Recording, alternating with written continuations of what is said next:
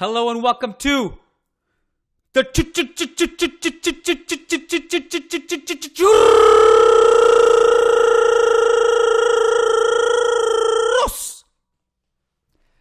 y Tácticas Podcast. This is your host, Kiyan Sobhani. It is Monday, October 26th. We are here to talk about Spanish football. There was a big game on the weekend.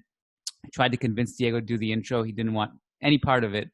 So I had to do it despite my team with an unconvincing referee-assisted victory over Barcelona on Saturday.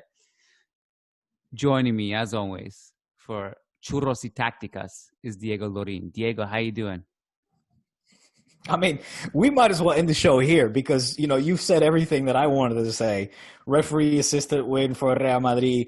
What else is new ever since the league restarted last season? It's something that we're grown accustomed to, isn't it? I know that it's a topic that is kind of off limits for you. You don't like to discuss referee influences in a game or decisions or lack thereof. We got to talk about it, Kiyan. It was a Clásico. Thank God it was a Clásico way better than both Clásicos put together last season. Not sure Madridistas will agree, or maybe they will. I don't know. The one at the Bernabeu was good. And I think this one was better. I think that this one was better. Agree. From an attacking spectacle, from an entertainment spectacle. I was entertained, at least until the second half, that is. And like I said on Twitter, I reiterated my point.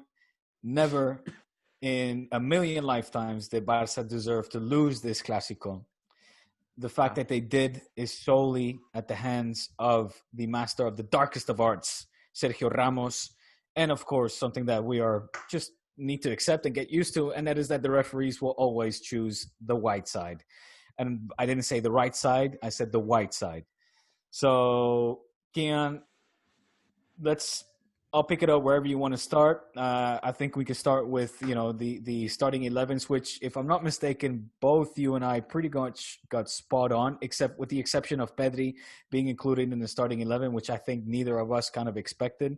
Other than that, it was a match that was where at least Barca, I think, was very, dare I say, daring and optimistic in their football and their approach to this game.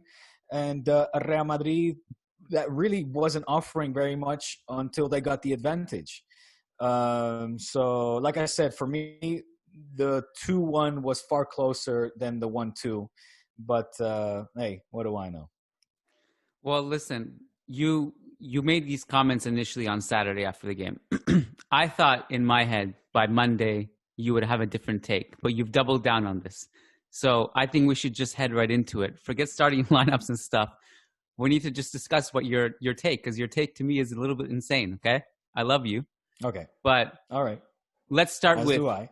Let's start first of all, we can start with the penalty. The reason I don't like to talk about it is because, well, we can talk about it. In passing, generally speaking, we know that referee decisions go right or wrong in many games across the world. In this particular case, it was a penalty. I don't know what it is you're complaining about. It was a penalty.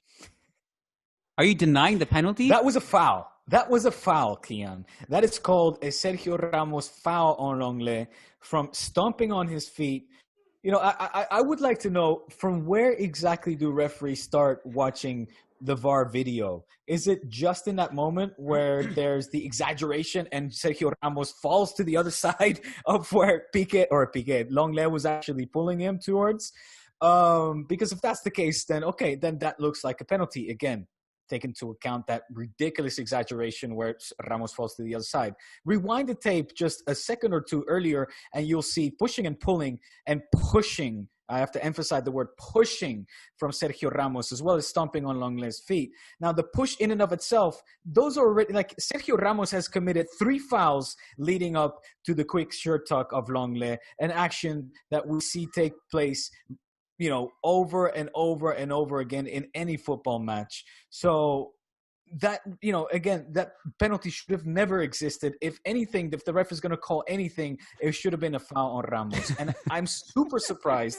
I'm incredibly surprised. I'm crazy surprised that I have not seen anybody, neither or hardly the Catalan media, pick up on that, or any pundits on the radio. Because if you are at least have the ability, which I know you have, Kiyan, to analyze matches with an unbiased perspective, frame of mind, with a neutral frame of mind, dare I say, knowing that you're blanco in everything, you must you have to admit that there's fouls leading up to that penalty. Not a chance. Please. Listen, please. Kiyan, please. The reason, look at the tape, Kiyan. The reason, it's clear as day. Listen to me. The reason that the Barcelona media haven't picked up on this is because instead of focusing on the real story, which was Barcelona were terrible, is that they started to focus on the referee. And now we have Barcelona putting in formal complaints to the league about a clear penalty. Okay, if you want to talk about how much do you want to rewind the tape, really? Maybe we should rewind the tape to last year's Clasico. In that corner. Let's just rewind the tape to last year's Clasico where Varane got mauled in the box twice. Clear penalty is not given. So in my mind, it's about time someone like Longley actually got punished for the stuff that he does. Okay, so let's talk about the play in a vacuum though. If you're talking about the play in a vacuum, your argument is that if Sergio Ramos had have not exaggerated that and just stood there and let Longley pull his shirt without falling the other way, as you would say, it should have been a penalty. Which he does. And the tuck of the shirt is a ping. It's nothing. I mean, Ramos shoves him to the side, literally shoves Longley as far away as he possibly can. Longley is torpe. He's clumsy for holding on to the shirt. That split second that allows Ramos to take advantage of the decision and really play exactly according to a script. He planned this all along. You talk about rewinding the tape, or I talked about it, then you talk about it. I'm going to talk about it again. There were claims of Madridistas that Ramos already should have gotten a penalty in the first half, or at the end of the first half. Guys, again, do me a favor, rewind the tape and look at how Ramos, the master of the darkest of arts, provokes that penalty. By knowing that Longley is behind him and he walks in and falls himself over that. I mean, Ramos is just, you almost got to give credit where it is due. He knows exactly how to provoke penalties and make referees, side with him by and luring defenders into clumsy situations and then capitalize on it by face planting on the floor and claiming a penalty. I mean, it is that straightforward and that simple. Kiyan, I'm hoping once again that you can rectify for all our listeners that you can at least admit that Ramos looks for these penalties and provokes them, and they go according to his game plan. Because those are not penalties; they're fouls leading up to the penalty. Kiyan, listen to me. So what? Let me simplify it because you like to simplify it for me. Let me simplify it for you. What Ramos did in the build-up to any of that pushing and shoving, is what happens in every single play in any corner. What Longley did is something completely unnatural, and whether the shirt tug was a ping or not, it impeded Sergio Ramos from leaping in the air and getting his head on it. Never. So, there was never. So your argument basically is you didn't like the way Ramos fell. You would have preferred Ramos to fall a different way, and if he did, it would have been more of a clear penalty to you, right? That's what we're doing right now. If Ramos felt that he was let's say Longley did pull him, as you put it, impeding his jump, then the natural way to fall would be leaning towards or falling towards, where Longley was pulling him. Ramos fell the other way. Look, so explain to me that. Ramos fell the other way. Irrelevant. Was his shirt tugged or not? It's not irrelevant. Listen. It's theatrics. It's theatrics that Kiyan in 11 matches, in 9 of the 11 matches that we've seen take place, that we've seen Real Madrid play ever since the restart of the league, in 9 of 11 matches, VAR decisions that have been pulled up have fallen in favor of Real Madrid, never against. Come on, man. Call me conspiracy theorist, call me whatever you want. That little phone call that Florentino Perez made to Rubiales has been effective. Come on, man. Efficient. You're above this. I know you're above this. You're above this. You are. And I You know are Spain 100% very well. above I this. know how Spain Almost operates. every Barcelona fan I know country. is talking about the right It hurts things. me to You're say not it's focusing my on the blood, right it's things. my heritage, it's where I come from. But Spain is a corrupt country where these types of things happen. I know. And so you and I have discussed a million times about the whole league getting screwed every week. And in this case, Real Madrid, Barcelona did not get screwed. They lost fair and square.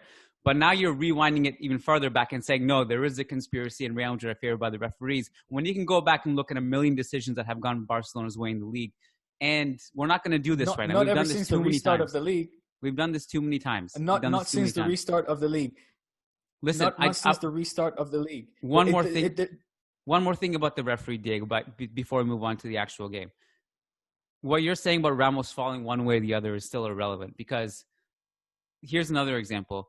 If we're playing football and you come in with a flying cleat to my knee, and it's irrelevant if I fall one way or if I decide to hold the pain and go and fall in another stadium. It doesn't matter. What you did was wrong going into my knee. So what Longley was wrong, if you want to focus on Ramos falling the wrong way, then that's a different subject. You can say it's a penalty and that you would have preferred Ramos to fall in a more natural way. That's basically that's the most I can get, like, to your point of view, is that you don't like the way Ramos fell, but that doesn't make it not a foul. It's irrelevant. No. That's an anecdote. That's just simple observation that already goes to show that Ramos was in a Shakespeare theater play or something. I don't know. It's theatrics is what irrelevant. I'm trying to irrelevant. Make. It's fine. It's irrelevant. What is relevant is that Ramos leading up to that quick tuck and pull, which is clumsy on Longley's part, and he should know better, especially having picked up several very, very light yellow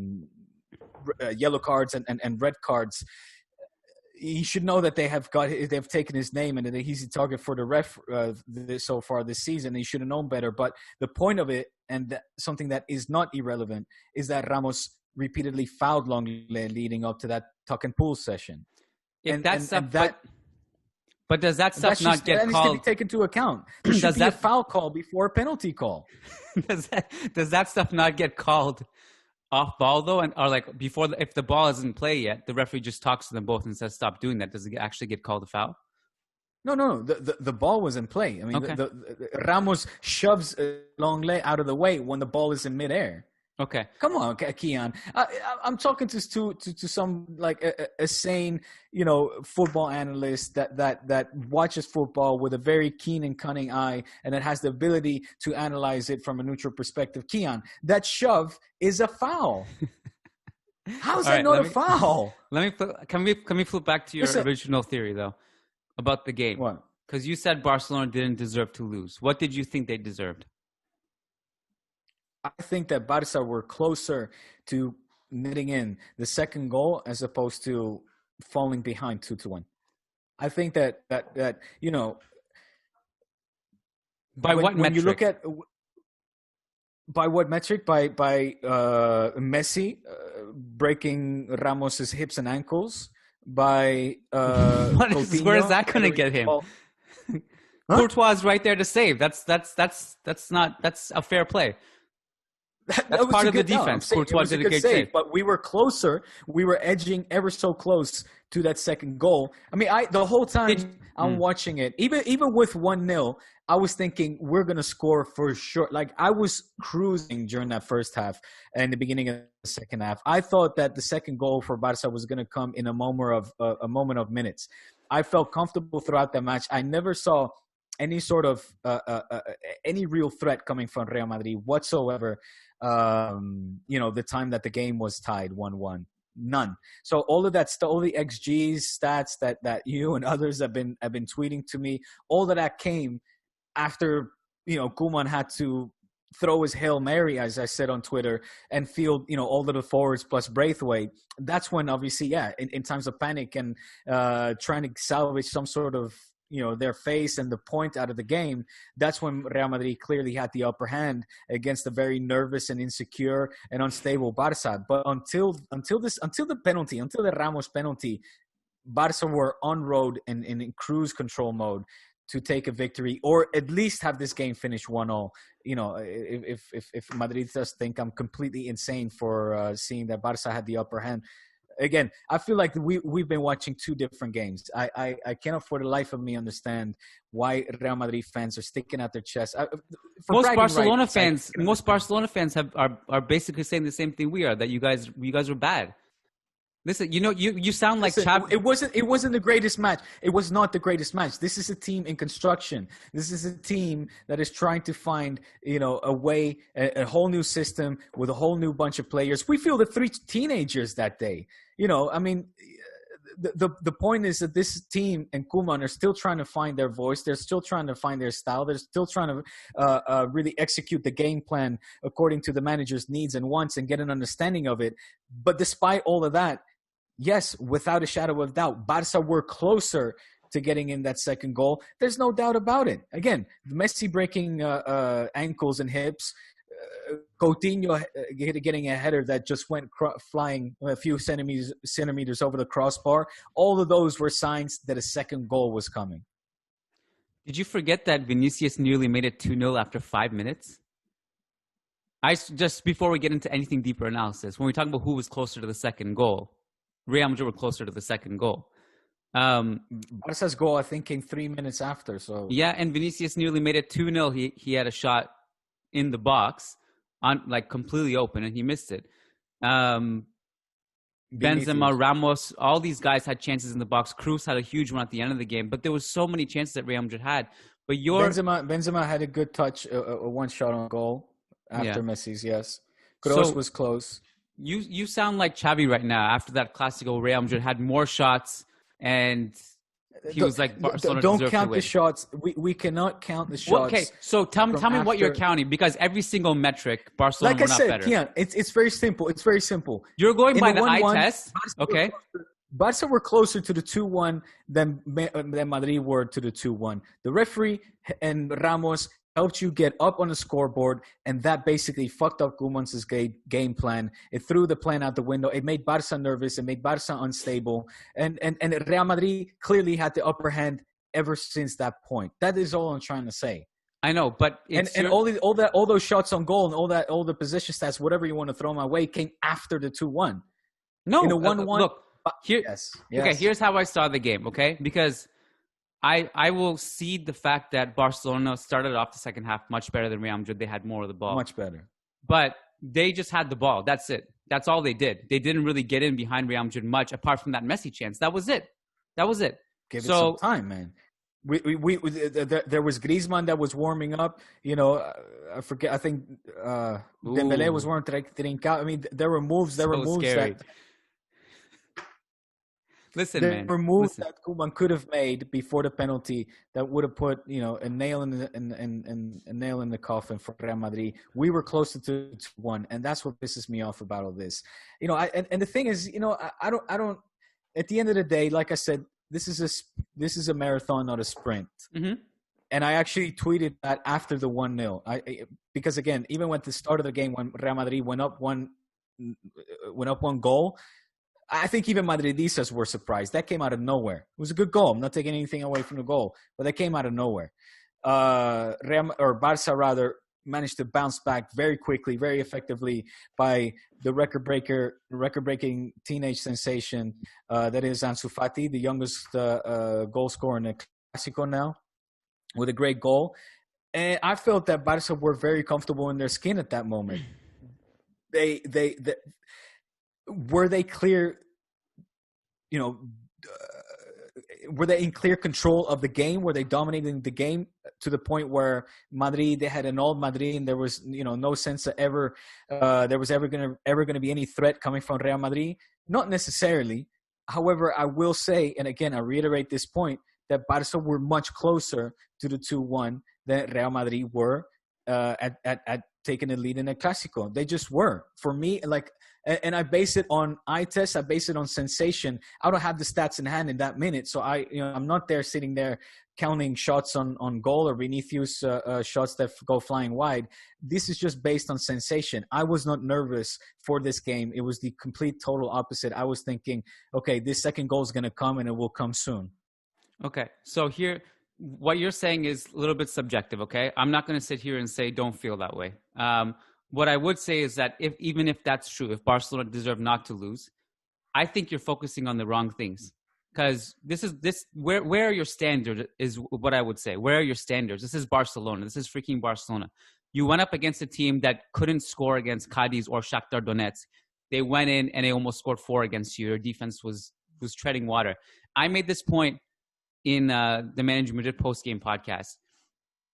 I really think Barcelona for Real Madrid at this point is the easiest game on the schedule, or like one of like the 3 to 5 easiest games on the schedule, because they're the only team that will allow Real Madrid to play they want to play. I couldn't see for the life of me Cadiz or Shakhtar allowing Fede Valverde to just walk in the box and Busquets is just watching him. So I think, to me, first of all, for both teams, when you say it's a marathon, not a sprint, I agree. And for that reason, I don't think Real Madrid this season is far from over. I don't see this Real Madrid team improving what they need to improve on. Their defense is still a mess. Their offense is still a mess. This one game doesn't change that, unless after this one game, all of a sudden they turn it on and everything's behind us. I don't think either of these two teams should be happy. I think Real Madrid can be slightly more happy than Barcelona. But where are your standards? I think the old Diego would have been like, this was disappointing. We are not going to imagine if Bayern Munich was. What's going to happen? This is the same old tale for Barcelona that we've been talking about for a long time. Okay, if it wasn't, listen, Diego. If it wasn't Real Madrid on Saturday, it could have been, I don't know. Let's say, who's another great La Liga team? I don't know how many big La Liga teams are left at this stage, but let's say if it's Sevilla again, and Sevilla end up winning instead of drawing. If Sevilla do that to you on Saturday, your tone is going to be much more different. But because it's Real Madrid, you're angrier and you're more upset. Do you not see the inherent flaws in this team?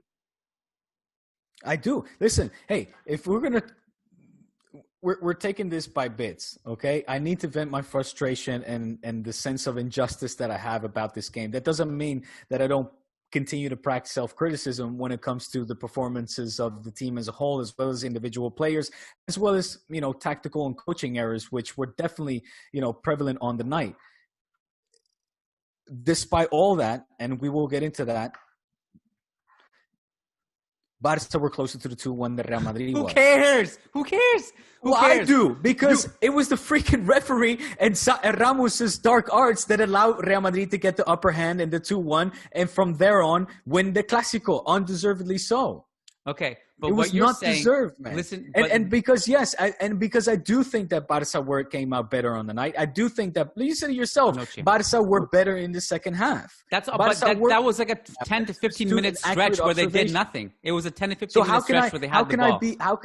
I'm not gonna sit here and criticize Ronald Koeman for coming out with a formation that I think allowed all culés to be very optimistic and think, okay, listen, there's a coach here that, first of all, gives credit where it is due, meaning there's meritocracies back in place. Griezmann's on the bench. The players that are being fielded are all players that have been playing, that have impressed, that have played good football. We have Ansu Fati, etc. Well, I'm not going to name the whole lineup again, but so it allowed us to view the initial approach to the game, an important game like El Clásico, thinking, okay, we're going to approach it with in a Barca type of way, meaning he's betting on offensive football. He's betting on a style of play that is going to allow us to, if not necessarily control, because again, I think that this team, this is exactly where this team is lacking. The midfield is lacking.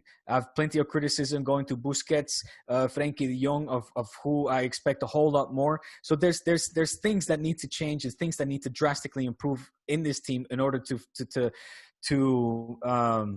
really, I guess, feel comfortable and also be convinced by what we're seeing out there. Having said that, I think in the short space of time that Koeman has had to work with many of these players, I think that on the day, Barca were the better team up until the penalty point. Up until that penalty, Barca were the winners of the Clásico. Barca were the better team on the day. And it's what frustrates me is that, man, like it is that Ramos and the referee took it away from us when we had it there in our grasp. We had this Clásico, up for grabs and up for the taking, and it didn't happen. And I cannot blame Koeman solely or primarily for this loss. There's blame on him as well. For example, another thing that I was tweeting is that why are we taking so long for the substitutions to come? Why is it that Busquets seems like a player that is completely disconnected and is not control over the ball anymore, or not even willing to make kind of, not aggressive passes, but I mean daring passes, kind of, building up from the back. And I don't want to, I know that we have a question coming from a Patreon, so I don't want to jump into that territory too early. But I mean, again, there's plenty of criticisms. I'll just leave it at that. But I'm bitter. I'm bitter. You can call me salty. You can call me delusional, which plenty of people have over these past few days. That is my big takeaway. And for anybody to deny that or to take that away or not recognize that, I think it's unfair and unsportsmanlike and un-Canadian. All right. But I would just ask you, I still don't understand your metric that Barca were closer to 2-1. Like, it's still, because it sounds very much like Xavi saying we had more of the ball, so we won. That kind of train of thinking, because this is basically my take on the game. Okay. I still don't understand what your metric is for measuring this. When it was 1-1, when it was 1-0, it was almost 2-0. But then Barca scored, it was 1-1. When it was 1-1, there were 3 noteworthy chances. One, Benzema to make it 2-1. He missed. And then 2 Barcelona chances. One from Messi, one from Coutinho. Those were the 2. So your measuring stick of Barca were the better team is that they had one more chance than Real Madrid, clear-cut chance in those minutes. 2.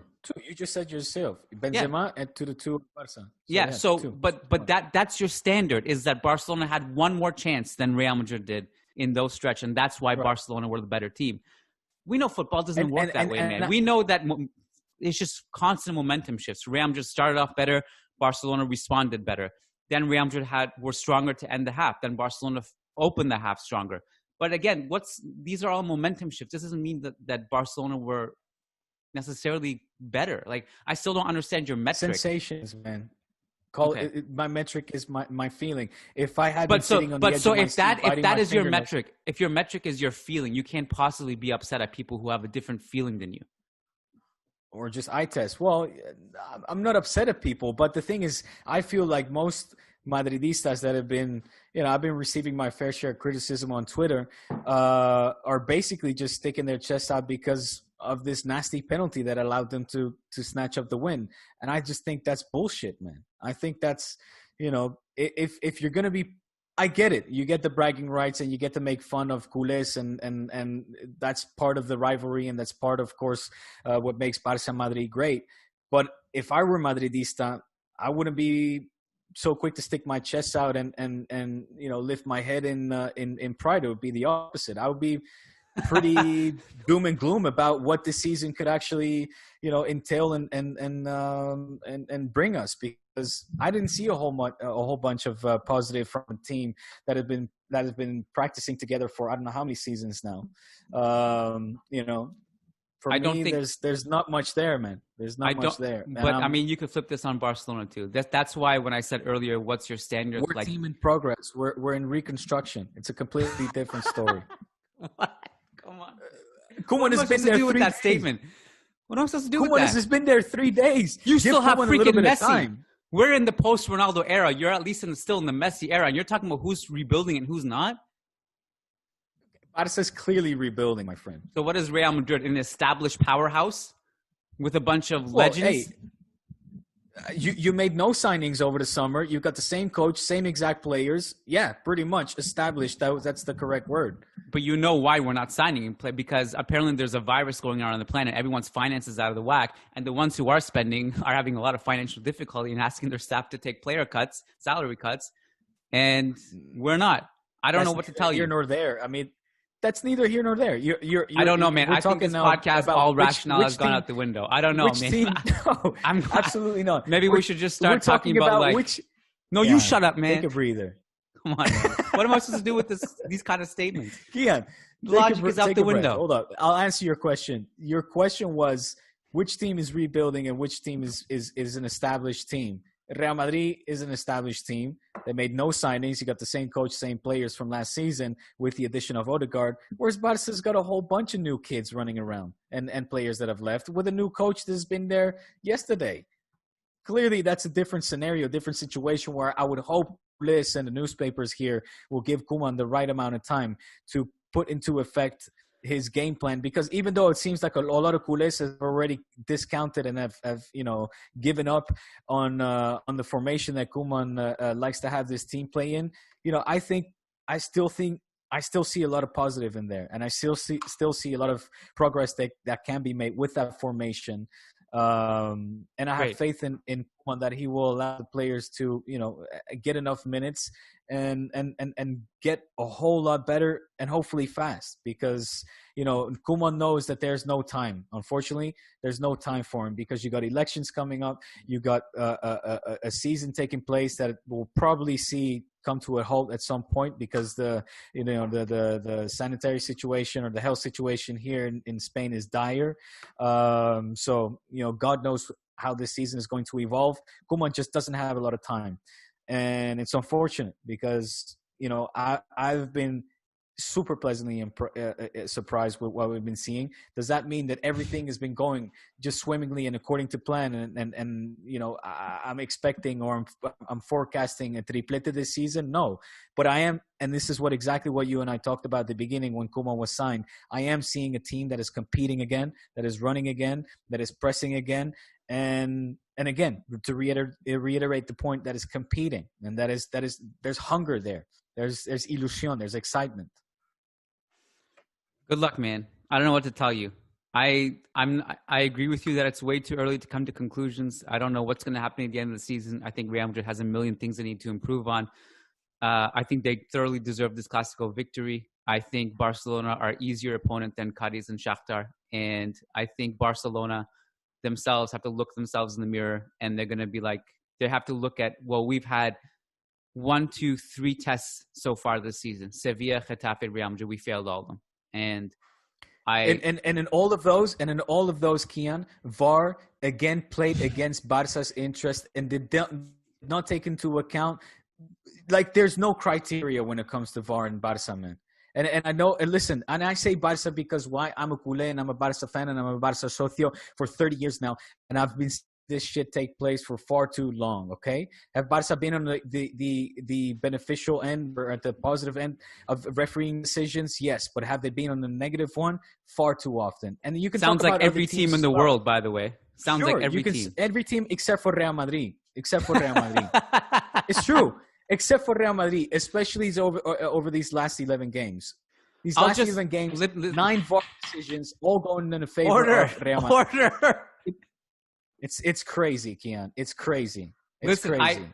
Because Neom, Cabaco in Getafe, Longley being sent off, red for Piqué. It's been non-stop against Barca this season. About time. We'll just go back to it's unfair. Let's just go back to the Camp Nou last season, because it's the most relatable game, because we're talking about a game at the Camp Nou between Real Madrid and Barcelona. Barcelona got away with 2 penalties. That game shouldn't have been 0-0. It should have been 2-0 for Real Madrid. That's at the very least. So I just want to bring one example into this to say, never Real Madrid. Come on, man. Come on. I said never Real Madrid over these last 11 games. But even generally speaking, man, like, I'm tired of being politically correct. Real Madrid has been the biggest beneficiary of refereeing decisions in the history of Spanish football. What do you want me to do with that statement? Do you want me to go through every game? Just take it. Okay. Take it. I don't know if the. Correct me if I'm wrong, but you also, after all these years, still feel that Juventus, that penalty that Lucas Vazquez had pushed in the box wasn't a penalty, right? So if I'm talking to somebody like that, I think you've already made up your mind. Doesn't matter if I bring Albert Einstein and he's like, I have done all the scientific studies to disprove this and put it in front, you still would have been like, get out of here, Albert. So I don't know what to do with that. I'll never disrespect Albert Einstein. Don't put words in my mouth, Kiyan. What I will say is, how convenient is it that a team that manages to, beat Juve in their ground and then go 3 down in the Bernabeu in the last minute? How convenient is it that they managed to sneak in a penalty in those last seconds? I don't know. I think you'd have to ask who was it that fouled Vasquez? Was it Bentancur? I don't remember. Benatia or somebody? I don't know. You have to ask him because he's the one who did it. Real Madrid didn't ask to be fouled. They just got fouled. So I don't know what to do. Okay.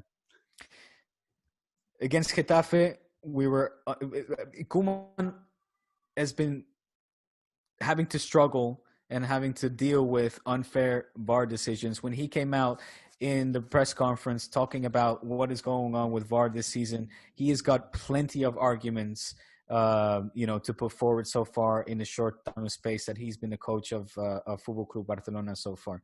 It's been every single game where Barca's dropped points. There have been strange, odd, and dare I say, suspicious, refereeing decisions go against Barca, from very, very weak yellow cards to Lenglet, to even injecting him in the first half, to, again, penalties not called against Sevilla, penalties on Messi, to, the list, Kiyan, is getting longer and longer, and we're not literally just walking in through the door from a long and hard day's work in the office and now turning on the camera to talk to my dear friend, that is you.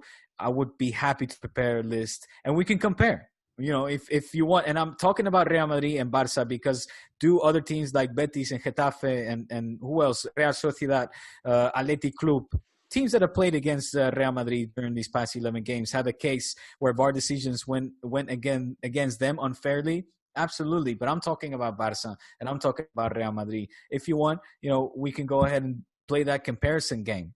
Right now, I'm just, throwing stuff out there at the top of my head. But it's quite frankly, it's getting hard to keep up because it's just, it's nonstop. It is nonstop this season, Kiyan. You know what I would say? You can call me salty. You can call me a crybaby. People, or you, or not that you've never insulted me, Kiyan, but people on Twitter. But the facts are facts. And those are just, these form part of the facts. It's just that plain and simple. You know what I would say? I would say boo-hoo, suck it up. I would say even if Barcelona are these victims, of corruption and they're being oppressed. Oh, poor Barcelona. My heart bleeds for you guys. I would say suck it up and look at the problems you have on the pitch. Because if you're actually good enough, you're not losing those games regardless. You're actually going to win those games. But you haven't been good enough. The football hasn't been good enough. Against Sevilla, you couldn't defend. Against Getafe, you couldn't attack. Against Real Madrid, you couldn't defend. And the two glaring chances you had outside of the fact that no penalty calls going our way. It's easy to say boo-hoo, suck it up when all Real Madrid's been doing is benefiting from these decisions that allow them to snatch up the league title. Those penalty calls and VAR decisions go Real Madrid's way. They're not going against Barca's way. I don't know which decisions you're talking about. I don't know which decisions you're talking about. I don't know which decisions, because the one I can think about with Barcelona against Sevilla. Okay. The Sevilla one was the Messi penalty, right? Yes. Because there was one replay that actually showed that the guy got the ball. I don't remember who made the tackle, but it wasn't a penalty. It was Diego Carlos. It was a penalty. It wasn't. There was one angle that was like, oh, he actually got the ball. He injures Messi. He completely takes his leg out. He got the ball. I don't know what to tell you. There was one angle that showed that. But listen to me. Instead of saying that, you should be like, well, how can we actually be better against a team like Sevilla? You think when Bayern Munich come knocking around the door, Liverpool, Manchester City, and they just annihilate you because you can't defend? I don't expect this team to beat those teams. I don't expect Barca to beat the Bayerns. I hope that we can compete against them, and I hope we can do so fairly. But I don't expect Bayern to be, or Barca rather, to be beating Bayern any day soon. So far, I'm realistic. This goes back. I think your standards are just have hit a different level, man. Because you're hey, listen. Not only did standards, of course, my standards are a different level. This team lost 8-2 to Bayern Munich. It was a historic loss. We lost the league and the Champions League and the Copa del Rey. Barca rarely go a season without winning anything. And so, yes, of course, when we do, it's your standards have to drop. And again, I'm being realistic. I'm not going to expect a triplete or a Champions League trophy from this team this season. That would just be unrealistic and putting unfair pressure on these group of kids, or these group of guys. But it's not just the big games you're worried about now. Because now my point is that you're so enamored with this like 10, 15 minutes of Barcelona passing the ball around and Coutinho getting a chance at the far post that's what you're clinging to. That's what you've clung to. This is where your standards are. Like it's actually worse than you think they are, because you're focusing on the wrong things. To me, again, I just if I'm a Barcelona fan and I'm looking at that 10, 15 minutes of Barcelona passing the ball around, and I'm like, oh man, that was awesome. We shouldn't have lost that game. I'm kind of worried about where this season is headed. I didn't see any world where Real Madrid were the inferior team, that's for sure. And I'm not, and you know me, this season especially, I'm a Real Madrid pessimist. I've had Real Madrid fans complain to me that, why aren't you more positive? I'm not a huge Real Madrid optimist, especially this season under, there's so many holes in this team. And I still don't think they're in the clear yet. I think they have a lot to prove. And I'm hopeful and praying that they prove me wrong. But what I saw on Saturday was two pretty poor teams, or at least relative to their historic position. I made a joke about mediocre.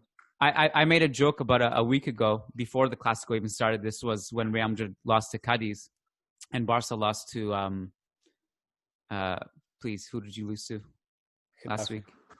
Who? Getafe. That was Getafe again. Right.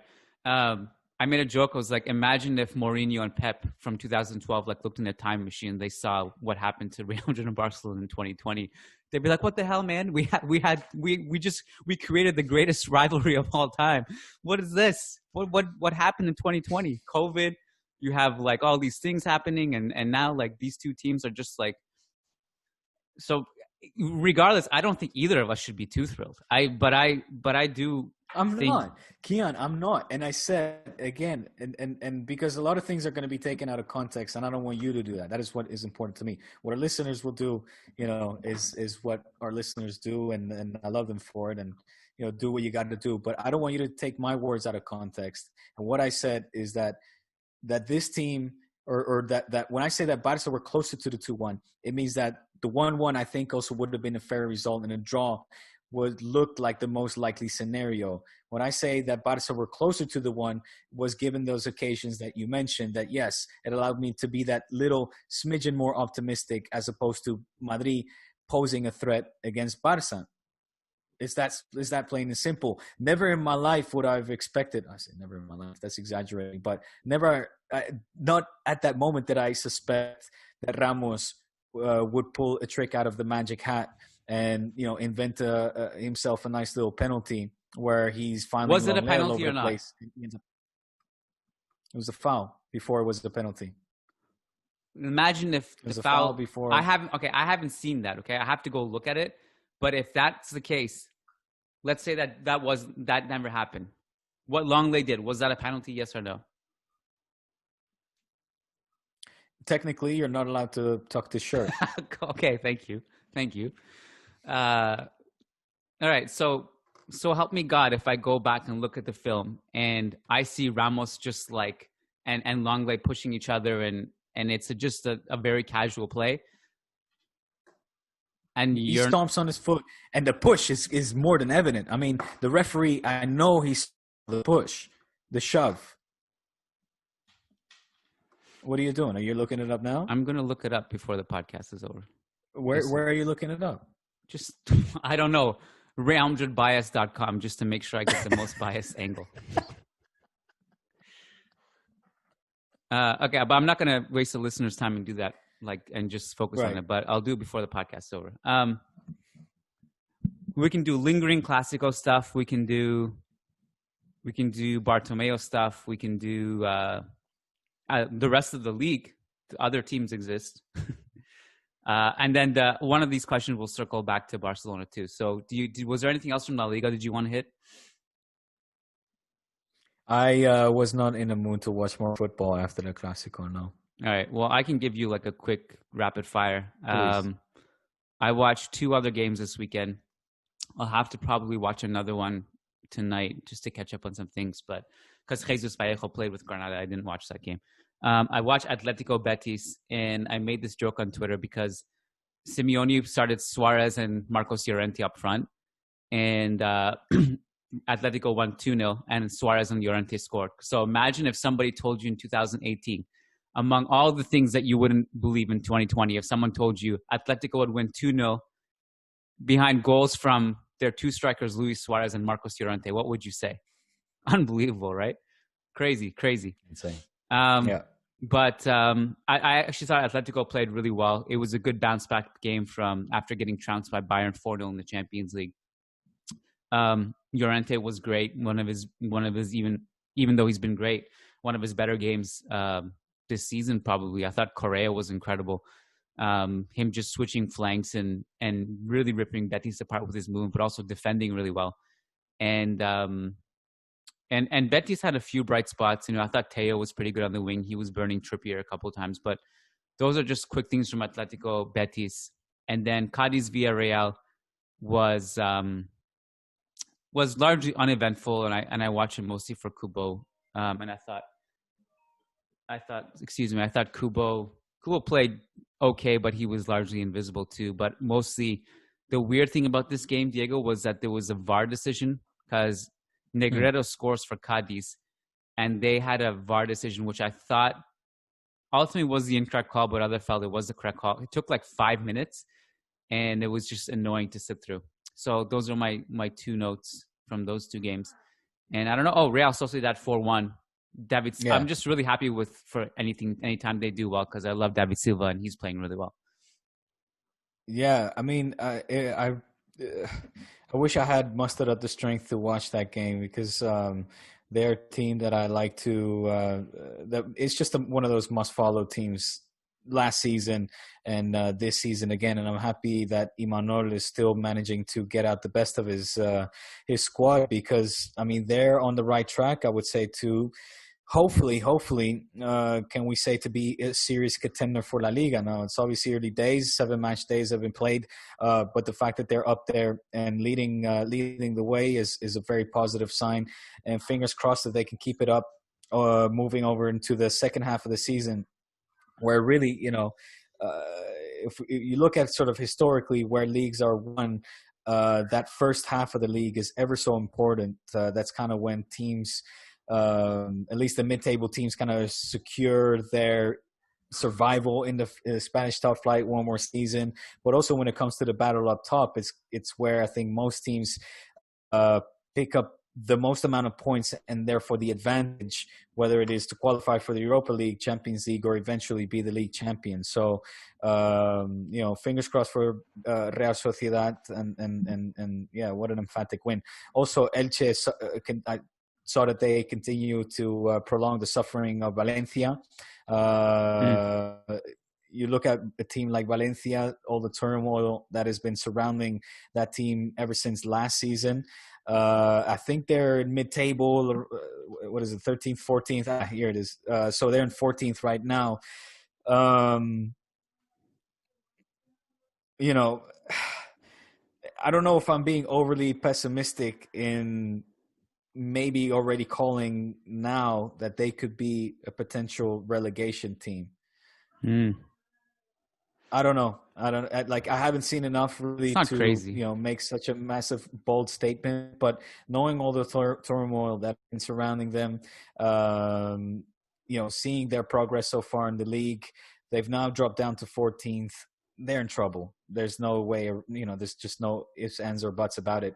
What is disappointing is seeing Athletic Club, of course, also falling once again down the lower end of the table, so far behind, when realistically you'd expect them to be just way, way higher, and be up there with the Liga big guns. But it's been an interesting and an entertaining start of the league so far. Very unpredictable. Real Sociedad, I'm happy to see them up there, and seeing the likes of Villarreal also continuing to, continue to be up in the European spots, and hopefully battling for European football. Hopefully we can see some entertaining football. I think that something happened with Kubo. Isn't it like did he pick up an injury actually? What happened with Kubo? Nothing happened. Or did he get more minutes than usual? Well, he started. That was his first league start. He also had his first start for Villarreal ever in the Europa League prior, and he played really well. He scored, he assisted. But on the weekend versus Cadiz was his first start in the league, and a little bit surprising, but obviously based on merit, because he played really well in the Europa League. And maybe even more surprising that he leapfrogged Samu in the pecking order. Samu came off the bench and Kubo started. Part of this was because Gerard Moreno wasn't in the squad. So it was Alcácer, Moy Gomez, and Kubo up front, and then Samu off the bench. Before we get to these questions. One of them is not even a question; it's just a statement. But I watched it, Diego. I don't know what to tell you. There's no foul there. Stop it. There's nothing. Show me what you're watching, because if you're watching from the shove to the stopping leading up before, come on. There's nothing. Even there. the shove in and of itself. How can you not say that there's a massive shove? He shoves him like this to the side. Kiyan. There's nothing. Kiyan, stop it. There's nothing there, bro. Nothing there. Nothing there. There's a foul there. Unless there's something shove off camera before the corner even gets kicked. In which case, if that's the case, then the referee doesn't call a foul because the ball isn't in play. He just talks to both of them. That's it. No, but okay, forget it, because you're watching the highlights. I'm imagining that all you're seeing is the ball midair already. Then just look at that shove. Kiyan, no, you can see it when you can see it like when Kroos is kicking it. Like Kiyan, so. Kiyan, if it would have been the other way around and Clément Lenglet shoving Ramos in the penalty area the way that there's no shove. It's a clear hand shove. It's as clear as Michael Jordan shoving Brian. What's his name? Brian Russell out of the way. First of all, that's not a foul because it's Michael Jordan and there's barely anything there. And second of all, no, it's nothing like that. There's nothing. This is just a corner kick where everyone is doing what they do. That's it. So Clément Lenglet just himself, he falls over to one side. I don't see any fall. I don't know where grabbing his shirt out of reflex. I don't see any of that. Come on, Kiyan. I don't see it. That's it. I'm gonna look at it up myself. All right, you look it up. Can I read some Patreon questions? Go. Well, let's get this. Not a question, but this is a statement. Sloby says he commented on the post on the podcast on Friday, and he said, "Diego, this did not age well." Do you have a rebuttal? Wait, what? On what? Which post? On the Friday podcast, he said, "Diego, this did not age well." I think it's referring to the fact that you were so happy to start the podcast.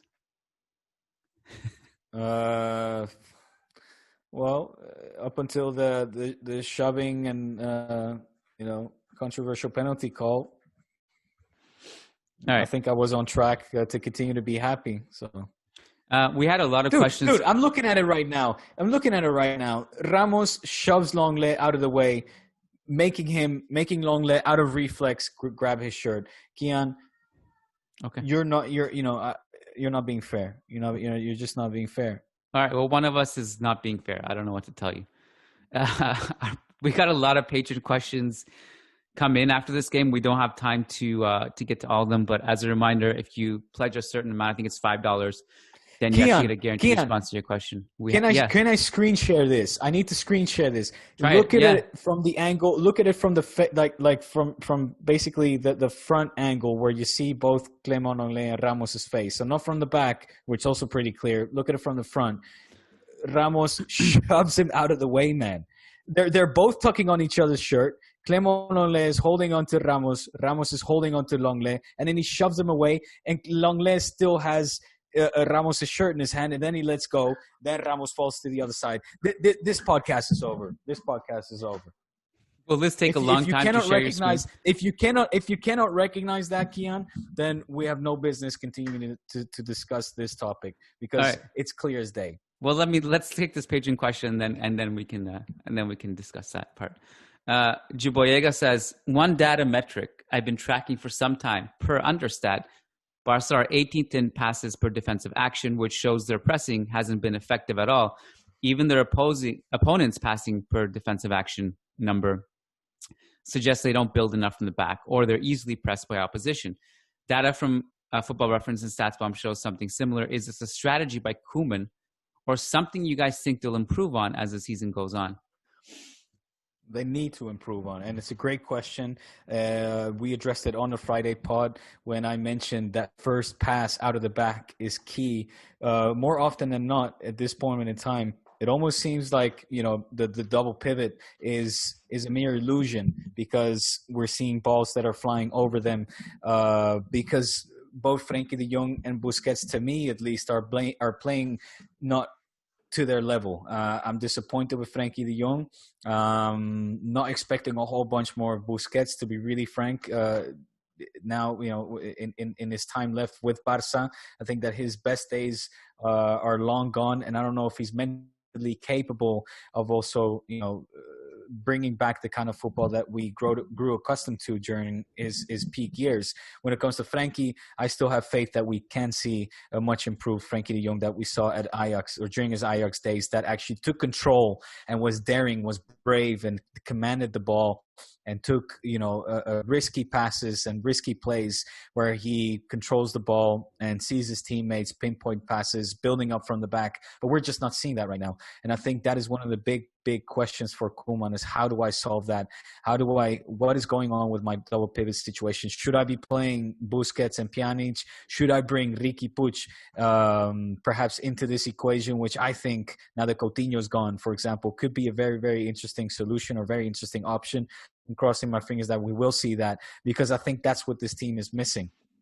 Players that are more convinced, have more self-confidence, and are brighter in their ideas and more optimistic and more excited as well, moving playing the ball out from the back and moving forward. We're not seeing that from this team right now.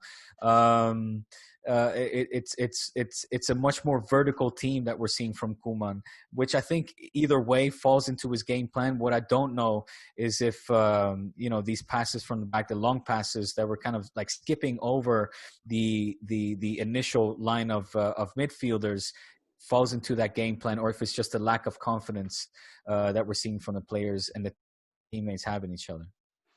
I do think Coutinho in the central role works way better than he does on the left. I also think with Barcelona, one of the key things that you should be really excited about is Serginho Dest. I really like him. I think he's really good. I also, if I'm a Barca fan, I think you really want to see Riqui Puig get a fair chance in the double pivot, because I agree with you. I mean, what Busquets did on the goal conceded was inexcusable. I think he could have actually, if not prevented it, at least made it more difficult for Fede Valverde. And I think you saw Piqué's frustration on that goal conceded when, as soon as Fede scores, he turns around and it looks like he's motioning to Busquets, like, what are you doing? So you can kind of see like the old guard a little bit be a little bit of a problem. And that's normal, old guard anywhere. At some point you just have to move on. Regarding the question too, I think with the passes per defensive action, that number dipped for Barcelona quite dramatically when Valverde took over, and their pressing kind of diminished a little bit, and Setien brought it back up. And I was looking at other numbers like, okay, well, maybe the opponent's passing per defensive action is interesting because it tells you how much they're passing out of the back.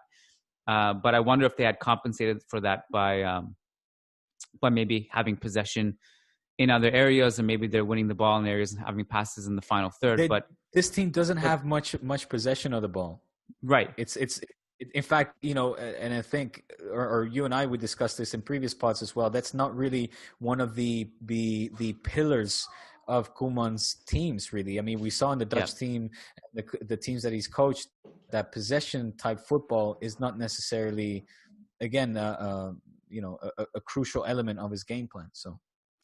I also think with Koeman, one of the things that, again, I think Barcelona fans should be concerned about. I know you have to do your thing where you have to defend him, whatever. But I don't have to. Nothing. Did I defend Valverde when it was time to be critical? No. With Setien, I think more the same. It's different now. We know why. But I really thought that he had no idea what to do. Like when he made that 4 subs thing, and it was like Braithwaite. You said it yourself. It was a little bit too late to react the way he did, and those 4 subs and stuff. I just don't know.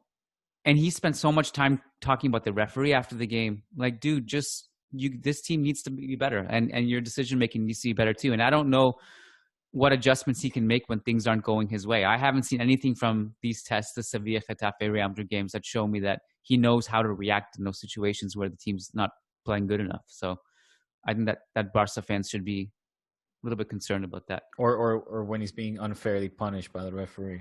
Yeah, that's true. That's a huge one. That's a big one. How to deal with that? He should send a letter to the league. Oh, he did that. Oh, that's good. So he's taking steps.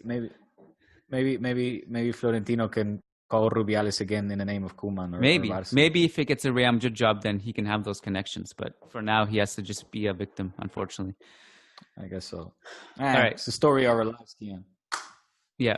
The biggest overachieving underdog as I brand my club, Barca, biggest overachieving underdogs in sports. Okay. Don't know what to tell you. I feel bad for you guys. I'm sorry that you're going through all these things. I hope that one day you will be back to your best. I don't think you will become AC Milan, much to the disappointment of many people. I think even this season there's room for Barcelona to. Hey, Milan is doing good this season. They look good. They look really good. Yeah, Milan looks good.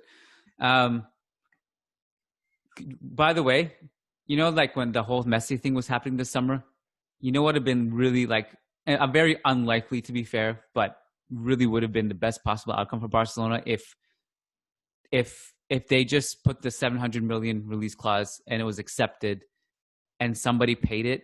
Imagine how good that would have been for the club had somebody actually paid 700 million for Messi. As great as Messi is, and by the way, slow start for him, but whatever. He's allowed some slow starts, and he's only scored a couple goals this season, and his influence around the pitch hasn't been that huge. But it's Messi, so he's going to come back. But still, 700 million in this, as you put it, this rebuild stage of Barcelona would have been a dream. Too bad. All right. By the time our next podcast is up, Bartomeu may or may not be Barcelona's president. We don't know. And if he doesn't resign, then I guess we're going to head into November 1st. The thing that happens, but vote of no confidence. We are recording Friday, so it's probably he'll still be around. I don't think he's actually going to resign, but I don't know. Those reports are if they're true or not. But yeah. We'll be back Friday, Diego? Yes. Okay. This was fun. A little bit frustrating, but fun. So hopefully that we can let this reflect. We'll reflect more on this in the coming days. You guys play against who in the Champions League this week? Juve, baby. Oh, that's right. Do we know if Ronaldo's playing that game? He's not playing that game. He's not playing. That's too bad. All right. Well, That should be an easy W for Barca then. And so that's happening on Wednesday. Real Madrid plays tomorrow against Borussia Mönchengladbach. Oh. A game which is going to be difficult. And actually, it's a historically, it's not like Real Madrid played this team much, but obviously that iconic comeback against Borussia in the UEFA Cup in 1985. There's some history there between these two teams. Who could forget? Yeah, so this.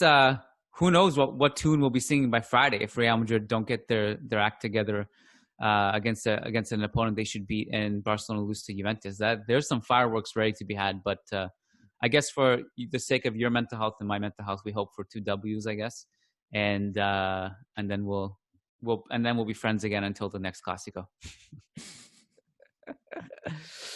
All right, Diego. That's it. Yeah. Thanks for not bringing your wife into the room this time. She's ready, man. She's on edge. She's standing right there. All right. Follow us on Twitter at Churros Tácticas. Support our show, patreon.com/Churros y Tácticas. And we'll be back Friday for our patrons to recap the midweek games and who else and what else in Barcelona world we don't know. Thanks, Diego. Take care, my man. Peace. You too.